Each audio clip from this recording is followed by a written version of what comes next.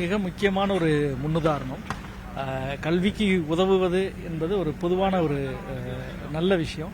ஆனால் அதை கடந்து யாருக்கு உதவுறது, யாருக்கு கூடுதல் தேவையாக இருக்கோ அவங்கள கண்டறிகிறது அப்படின்றது ஒரு பெரிய எக்ஸசைஸ்.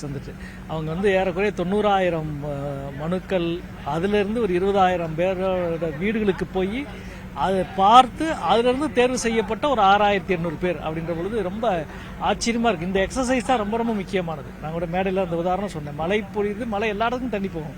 ஆனால் அந்த பயிருக்கு கொண்டு போய் தண்ணியை சேர்க்கறதுல கால்வாய் வெட்டி, குளம் வெட்டி, அந்த பயிருக்கு கொண்டு போய் தண்ணியை சேர்க்கறது, அதை போன்ற ஒரு உதாரணம்.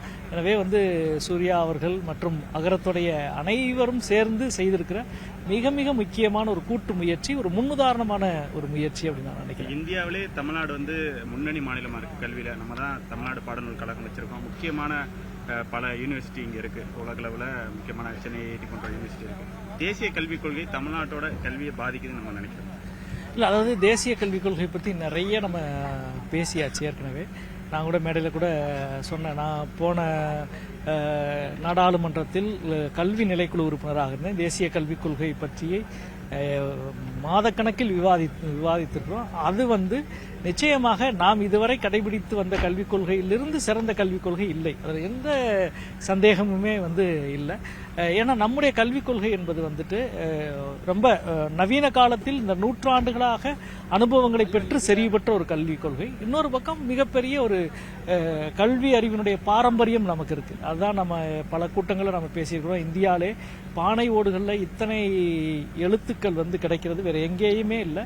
அவ்வளவு தூரம் கல்வி ஜனநாயகப்படுத்தப்பட்ட ஒரு நிலமாக 2000 ஆண்டுகளுக்கு முன்பே இருந்தது. இன்னைக்கு கீழடியில் ஏறக்குறைய 136க்கும் மேற்பட்ட பானை ஓடுகளில் எழுத்துக்கள் கிடைக்குது. அப்படின்னா எல்லாரும் ஆண் பெண் எல்லாரும் அனைத்து மக்களுக்கும் கல்வி என்பது பொதுமையில் இருந்திருக்கிற ஒரு சமூகமாக 2500 வருட சமூகம் இருந்திருக்கிறது. இப்படி ஒரு உதாரணத்தை இந்தியாவின் எந்த நிலப்பரப்பிலும் நாம் பார்க்க முடியாது. அது வரலாறு தொட்டும் இந்த கடந்த நூற்றாண்டாக அதனுடைய தொடர்ச்சியாக கல்வியை ஜனநாயகப்படுத்துவதில், பாலின பேதங்களுக்கு அப்பால் அதை சமப்படுத்துவதில் அவ்வளவு முன்னுதாரணமாக ஒரு பகுத்தறிவு பூர்வமாக கல்வித்துறையை வளர்த்தெடுத்திருக்கிறோம். நிச்சயமா தேசிய கல்விக் கொள்கை நம்முடைய இடத்துக்கு வருவதற்கு மிக நீண்ட காலம் இருக்கும். அதுல நாம தான் முன்னுதாரணம். எனவே நம்முடைய முன்னுதாரணத்தை அதுக்கேற்ற மாதிரி மாற்ற சொல்றது என்பது பொருத்தமல்ல. அதற்கான தனித்துவமான போராட்டத்தை தமிழ்நாடு தொடர்ச்சியாக முன்னெடுக்கும்.